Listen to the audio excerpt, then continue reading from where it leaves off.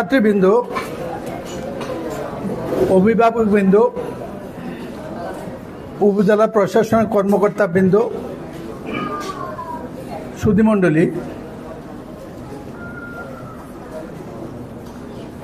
আমার বয়স আগামী জুলাইতে ৮০-তে পা দেবে।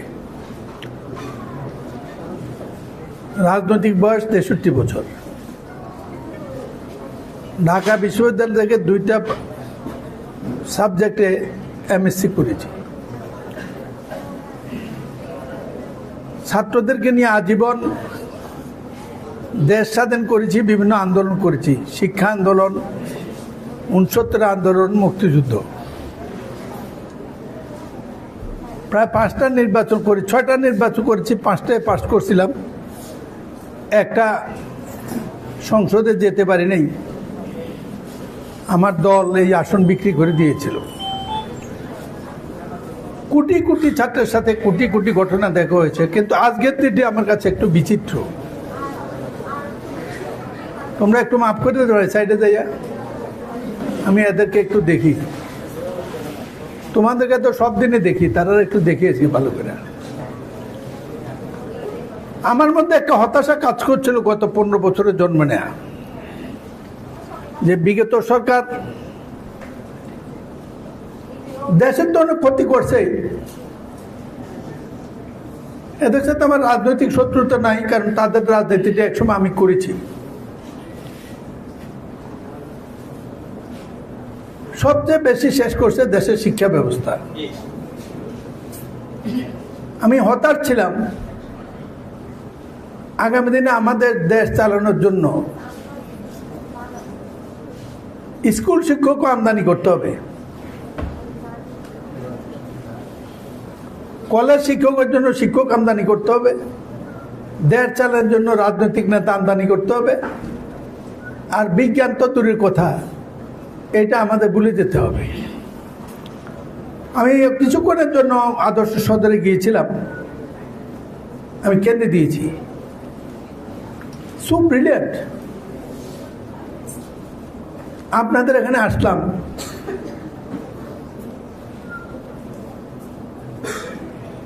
আমার মনে হয় যে তিনজন করে রিপ্রেজেন্ট করছে তার প্রতিষ্ঠানকে একটা প্রজেক্ট উপস্থাপনে।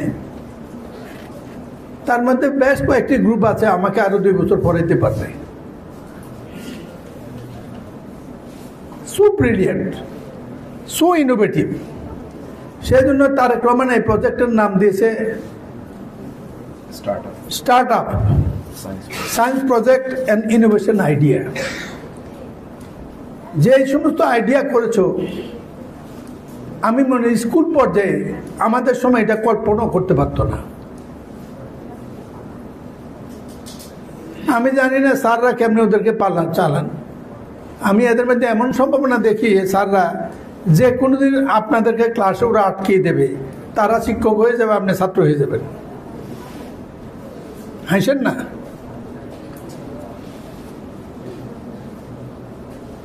একটা ছাত্রছাত্রীকে আমি আটকাইতে পারিনি। আর আমি যদি এদের সামনে এখন আপনাদেরকে জিজ্ঞেস করি, একজনও 90% প্রশ্নের জবাব দিতে পারতেন না, এমনি হেডমাস্টার। মাফ করে দিয়ে বেয়াদবির জন্য। আমি জানি জীবনে ফাইলে শুধু বলে ভবিষ্যতে আমার ভোট দেবেন না, যেভাবে কথা কই। আমি আর জীবনে করবো কিনা তাও ভাবতেছি। My dear boys and girls, আমি দেশ সম্পর্কে হতাশ ছিলাম। আজকে আমি আশাবাদী। আমি আগামী এই সপ্তাহে আমার বক্তৃতা হওয়ার কথা, সংসদে বাজেট বক্তৃতা। 5 মিনিট সময় আমি তোমাদের জন্য রিজার্ভ করলাম।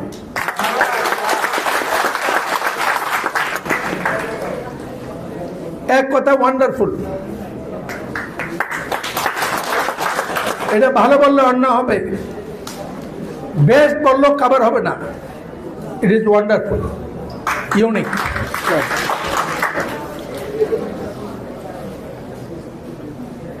সেই জন্য আমি খুব ব্যস্ত। কালকে সকাল 9টায়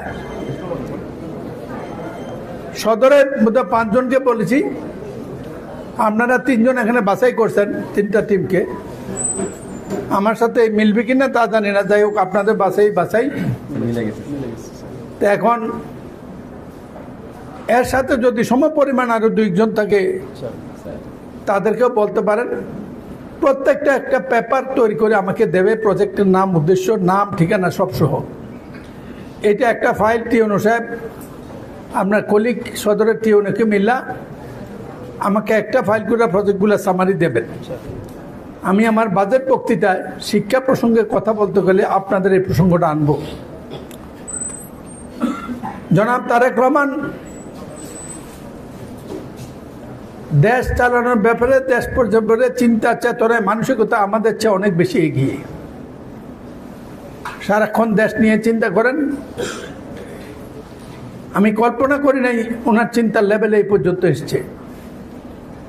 যদি আপনারা এদেরকে সামারাইজ করেন, এই ট্যালেন্টকে যদি ফুটতে দেন, শাপলা ফুল যখন ফুটে তখন পুকুরে বা নদীতে হাঁস ছাড়তে নাই, জানেন তো? কে জানেন?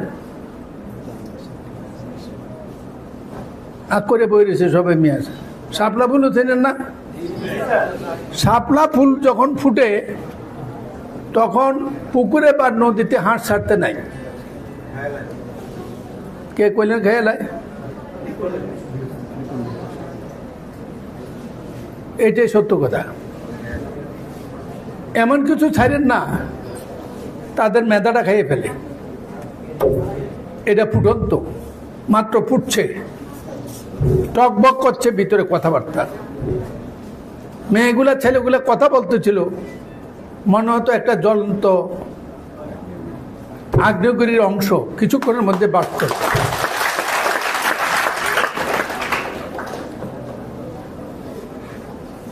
একজন বলতে হতো, তারা একটু আগে পাইছিলাম, জিজ্ঞেস করলাম, চোর স্কুলের ছাত্র বোধহয়।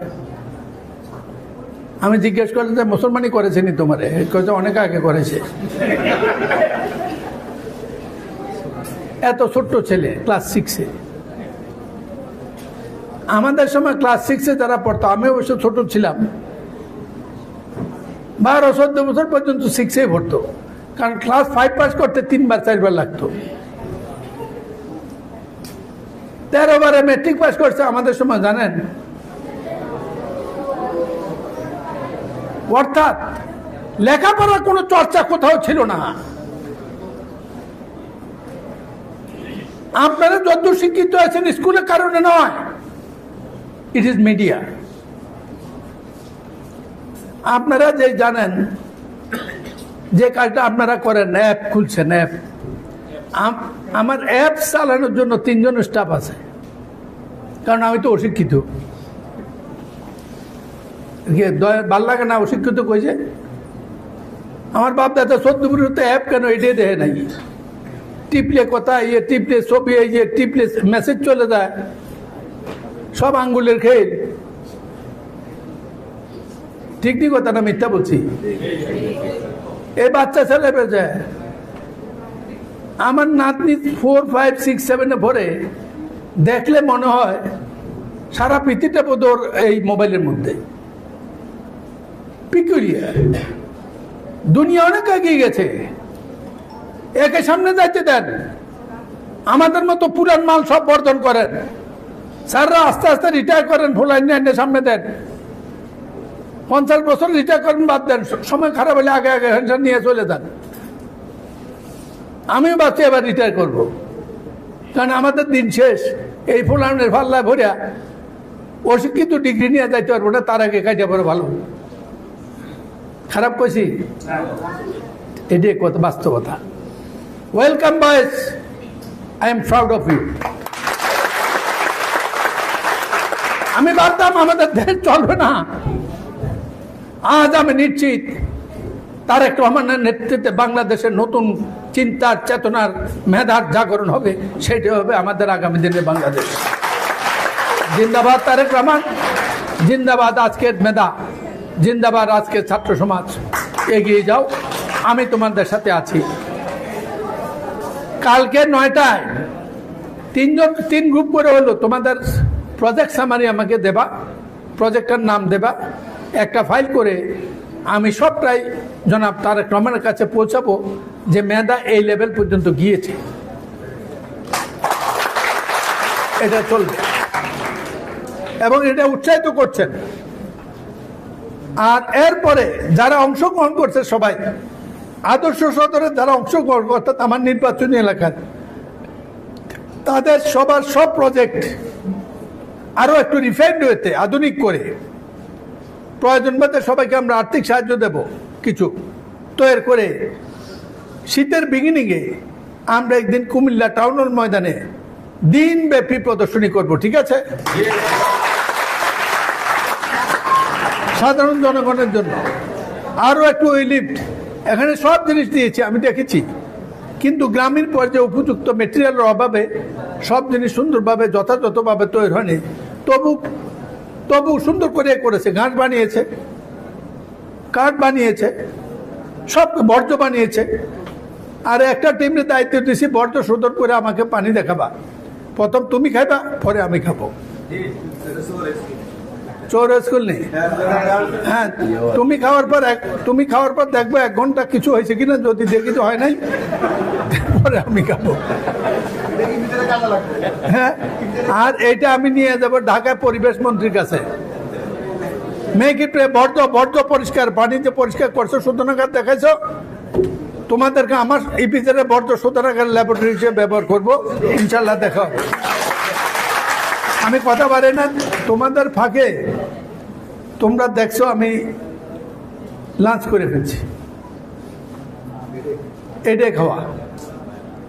আমার জন্য চিকেন আনছিল, তোমাদেরকে এনে রেখে চিকেন খাইতে দেখলে খারাপ লাগতে পারে, এই জন্য এটা বাদ দিছি।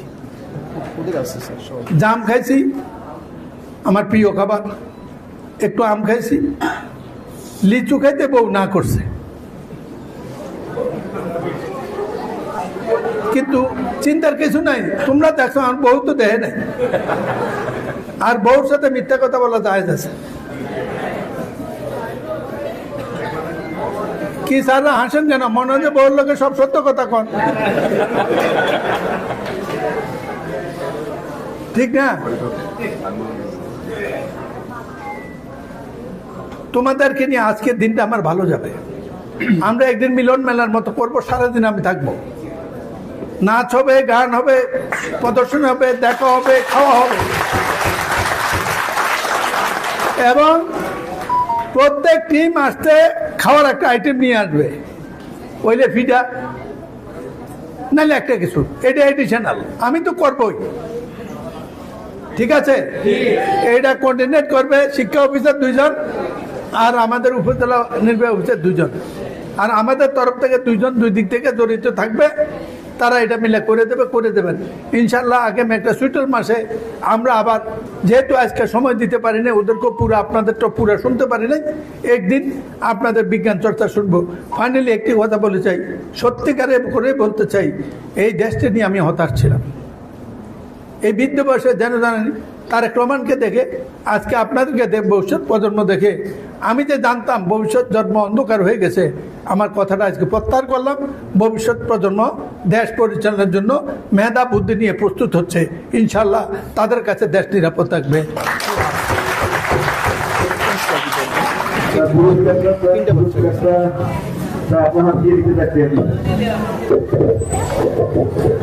পুরস্কারটা দিবেন না?